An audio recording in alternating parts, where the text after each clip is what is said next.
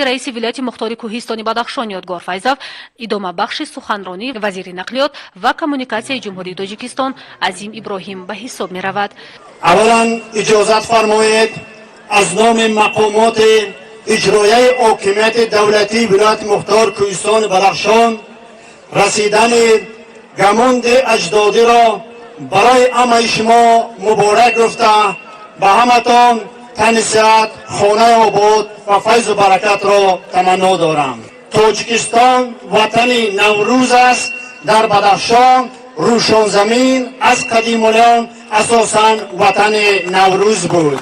شکر آن سیاست خردمندانه پیشوای ملت، شکر او زحمت کل مردم ما است که در همین سال بسیار مشکل سال 2020 که انسانیت به یک بلا گرفتار شد، با دستگیری رابطه عالی، با دستگیری خود مردم محلی، رضاکاران، طبیبان قهرمان ما، صاحبکاران سخاوت پیشه، هموطنان داخلی و برومرزی، دستگیری دونرها و شریکان رشد، ما امروز خوشبختانه با همین نوروز، به همین روز بزرگ رسیدیم.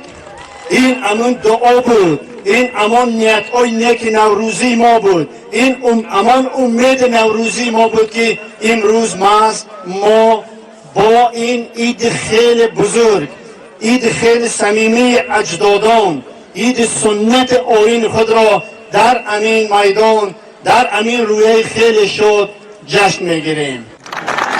تیار می‌گردند نه تنها غذای بقوت بلکه غذاهای پرهیزی نیز دانسته می‌شوند. باید قید نمود که کدبانوهای ناحیه روشن اشتراکچیان فعال همه چاره‌بینی‌های فرهنگی بوده در آزمون‌های سطحی ولایتی و جمهوری جای‌های سزاوار را اشغال می‌نمایند. در نمایش هنرهای مردمی، طعام‌های ملی و دستاوردهای ساکنان ناحیه روشن، وزیر نقلیات و کمونیکاسیای جمهوری تاجیکستان عظیم ابراهیم و معاون رئیس مجلس ملی مجلس عالی جمهوری تاجیکستان رئیس ولایت مختار کوهستان بدخشان یادگار فیضов و دیگر شخصان رسمی شرکت ورزیده به ایجاز دستان هنرمندان ناحیه روشن بهای مناسب دادند. بعد تماشای هنرهای مردمی و دستاوردهای ساکنان ناحیه روشن جمع آمدی تنتنوی بخشیده به جشن جهانی نوروز دایر گردید.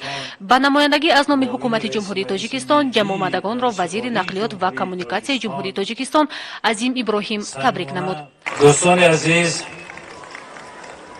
خیلی به همه شما معلوم است اساسگزار صلح و وحدت ملی، پیشوای معظم ملت، پرزیدنت جمهوری تاجیکستان جناب عالی محترم امام علی رحمان توجه خاصه به ولایت مختار کوهستان بدخشان دارند و همه وقت در فکر آبادی و پیشرفت این قطعه کشوری عزیز ما و شما هستند. دوستان عزیز، ما امسال 30 سالگی استقلالیت جمهوری تاجیکستان را جشن میگیریم.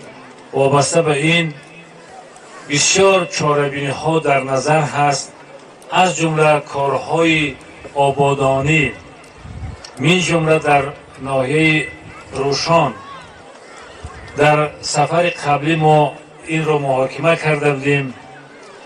از 142 چاره‌بینی 114 تا انجام شده بود، 28 تا دیگر ماندگی بود. 6 تاش با سبب هایی که شاید تأثیر این کرونا کووید 19 بود انجام نمی شد، اما باقی مانده 22 تای آن انجام می شود، ولی از حساب چاره‌بینی هایی که در نقشه چاره‌بینی ها ندر آمده بود، تعدادی نقشه های چاره‌بینی بر زیاد اجرا می‌گردند.